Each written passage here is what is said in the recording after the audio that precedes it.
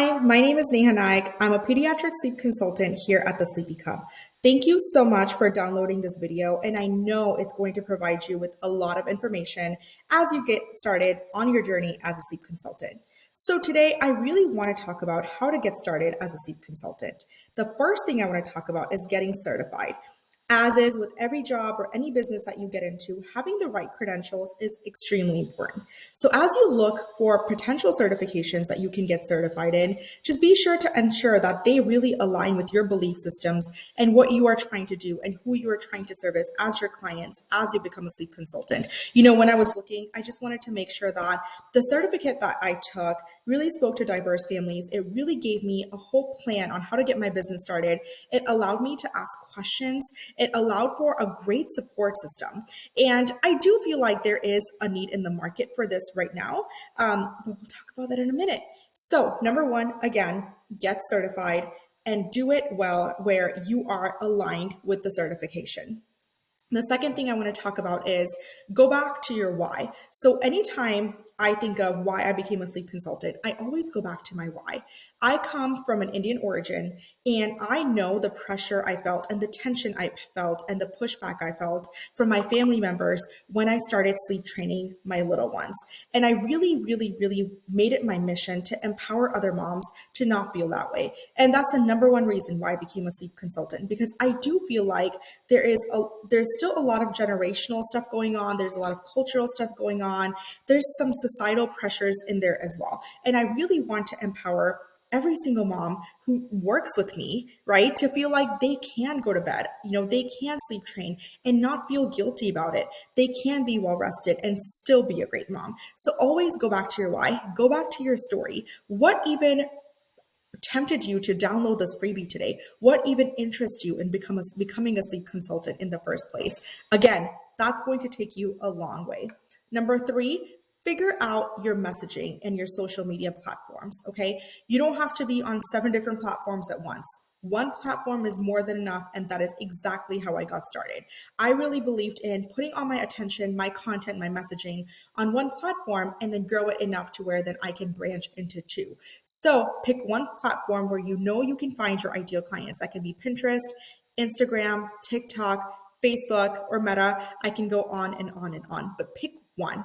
And then in terms of content, again, go back to your why and go back to the type of support you want to give these moms who are struggling with sleep issues with their children, right?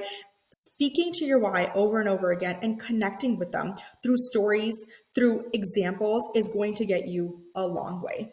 Number 4, network. Okay. And I don't mean get on like 500 networking calls in a day. I really mean have a good strategy in place where you can network maybe 20 to 30 minutes a day, get your name out there, get your business name out there, start having interactions with moms and families who are struggling with sleep, and talk about why you became a sleep consultant and why you want to do this and what separates you from others.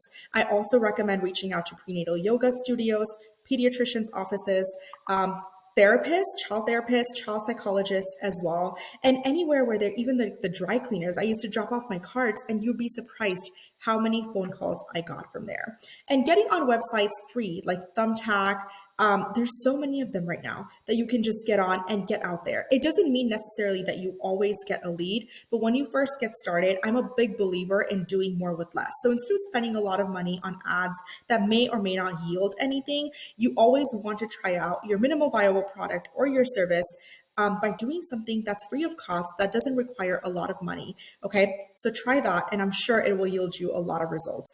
The other thing is client management, right? That's point number 5. Client management goes a long way because trust me, I have made sure that my clients are happy when they work with me. I answer their questions within timeliness. I make sure that I give them the right sleep management program. And in doing so, I've gotten so many referrals from my clients. Just yesterday, someone reached out saying, "Oh, you worked with my sister and her baby last year, and I now have a 4-month-old and I need your help. I'm struggling to sleep and put my baby girl on a healthy sleep hygiene." So again, working with your clients, managing them goes a long way. So how do you do that? I'm a really big believer in ensuring you have some type of a system, whether it's an Asana board, a Trello board, a simple spreadsheet where you can track your clients and their kids' performance, right? over the course of the nights that you work with them, just so you know what's going on. You can also use a lot of apps that are out there. I have an app called The Counting Sheep that you can download that allows you to do just that.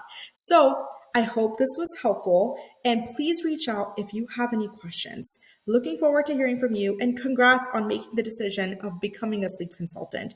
I will tell you, I have empowered so many families, and I have made such a difference in lives of moms and families who were struggling to sleep, who felt guilty for being well rested. So I applaud you for taking this next step in becoming a sleep consultant, because I know you are going to make such an enormous amount of difference in every single family's life that you work with.